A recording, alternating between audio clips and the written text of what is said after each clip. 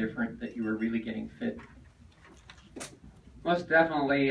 When I came here, Boulder, it was probably one of my last race before the Olympic trials, and then I was having a little calf issue. My fascia worked on me, and basically just got ready, and that was a turnaround for me, just because you had altitude. If you guys know Paul Koech was the guy that usually is behind Haile and Paul Turgot, so to get beat by him, it gave me a big confidence that I'm on the right track, and to go to Athens for the Olympic Games, and it didn't matter that what time you have in terms of running, but Coach Joe Vigil, who's here, and Coach Bob Larson, and Dina, and myself, we were trained very hard with a goal to be able to execute on the Olympic Games, and this was definitely the stepping stone. And over the years, it's just doing the small things.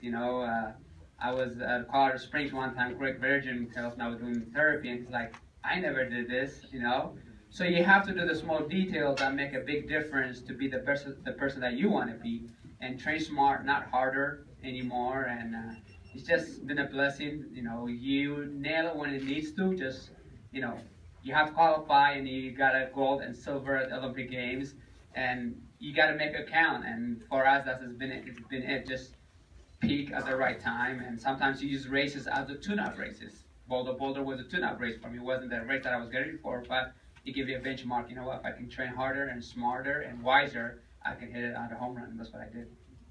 Okay, Abdi, now I feel like this is one of the first times I'm really enjoying asking the questions here. I do. It seems to me you've been a little hurt, you've come back, and you're starting to come back, but what have you been able to do? It's so much more obvious because Meb has been able to get out there. He's written a book about it, on how to deal with these little niggly things that come along and keep yourself fit.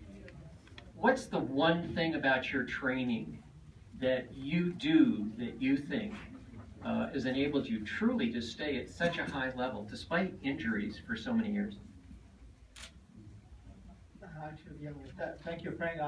Actually, as Meb say, just first and foremost, you got to surround yourself first with the people that you trust and the people that who know you, what do you do and what works for you. A lot of athletes, they make the decision of they stay with their college coach, and the thing doesn't work at the first few months, so they look for a quick fix. They say, okay, this other coach is training.